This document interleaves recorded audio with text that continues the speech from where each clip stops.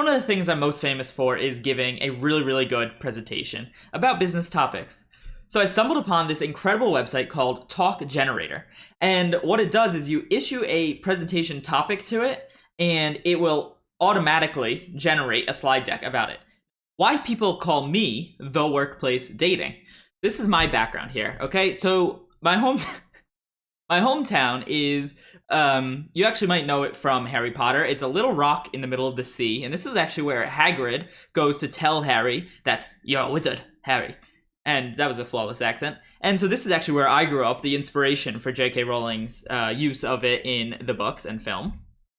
I became pretty quickly, once I got off the rock, I became a mediator. And not just any mediator, I became a workplace mediator, usually for Formula One pit crews, which you might not think there's a lot of strife, a lot of conflict, but there is. And so that's where my role as a mediator kind of came in.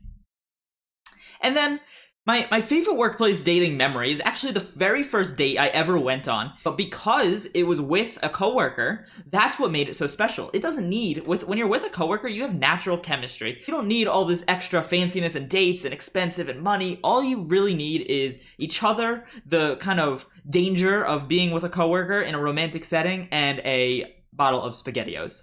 So I think you might see a theme with my presentations. I like to talk about history. I'm a history buff. Let's talk about the evangelist Jasper Knopp. And you can actually see the evangelist Jasper Knopp here with one of his nuns.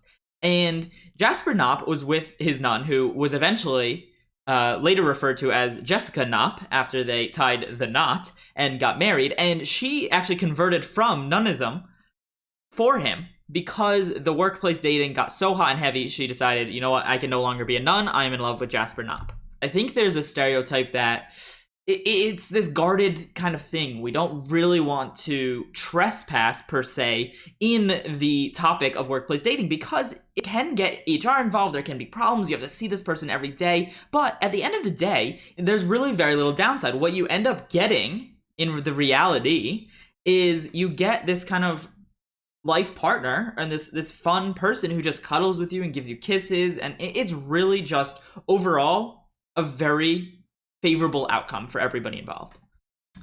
And my final point really is that it is extremely important to prove harassment in the workplace. Okay, you want to, once you start dating for a little while and then after you break up, you really want to have as many notes and as many kind of key incidents written down in your journal about the harassment that took place during that relationship. Okay, it's really, really important to prove that harassment. You don't want it to be a he said, she said situation. You want to have undeniable proof of the harassment. And then I would just say in general, my personal stance on workplace harassment specifically, is not admirable. Just not for it. As I always like to say, more underage workers, more happiness. So I just want to start off this presentation with one of my unrelated passions, and that would be polar bears sliding on ice. So I actually, before we get into the underage workers, and I'd like to separate this part from underage workers, this is a completely separate topic. When did I, personally, learn how to deal with my ex-boyfriend, who just so happens to be a coworker? Well, I really have never learned to deal with it. It's just sort of something that I've had to accept and understand is a reality. I have to deal with my ex-boyfriend. He happens to be a coworker. Is he underaged? Okay, now let's get into the meat of the topic. Underage workers.